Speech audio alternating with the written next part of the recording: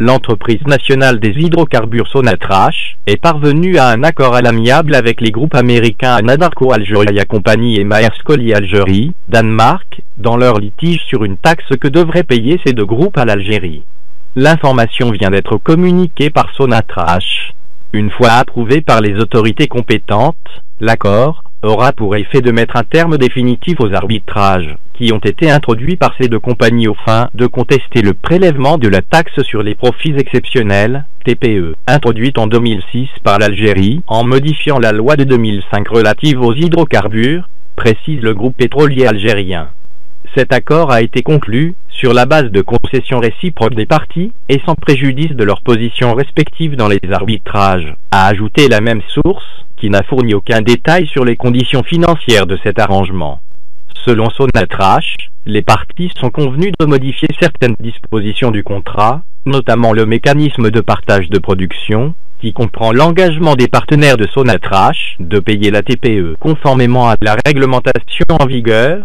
En outre, l'accord prévoit également de proroger à 25 ans la durée d'exploitation de chaque gisement, les compagnies exerçant par anticipation les options contractuelles prévues à cet effet.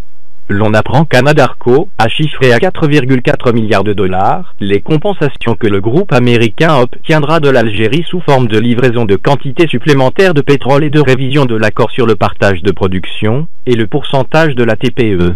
Maersk n'a, quant à lui, pas encore communiqué sur le dossier. Selon des observateurs au fait de la question, la décision de Sonatrach et du gouvernement d'aller vers une solution amiable dans ce dossier n'est pas sans conséquence puisqu'elle servira au moins d'étalon au futur système de contrat. La nouvelle loi devrait notamment prendre comme référence l'accord conclu avec Anadarko. L'on ajoute par ailleurs que les conditions de la conclusion de l'accord avec le Danois ne devraient pas être différentes de celles négociées avec l'Américain. D'autres procédures en cours devraient obliger Sonatrach, et à travers elle, l'État algérien, à mettre la main à la poche. Sans compter les conséquences de ces accords sur la révision de la loi sur les hydrocarbures. Une hausse de la part des groupes étrangers dans les gisements et une TPE plus faible. Tout le monde prédisait une victoire des compagnies pétrolières dans les procédures d'arbitrage engagées. Les contrats ont été modifiés en cours d'exécution après l'introduction de la nouvelle loi en 2006. Ainsi, l'origine du conflit remonte à l'année 2006 à la suite du vote par l'APN de la loi instaurant une taxe exceptionnelle sur les superprofits réalisés par les sociétés étrangères activant dans le domaine des hydrocarbures. Cette taxe prévoit d'imposer entre 5 et 50% sur la valeur de la production quotidienne moyenne pendant chaque mois durant lequel le prix du baril de brut dépasse les $30.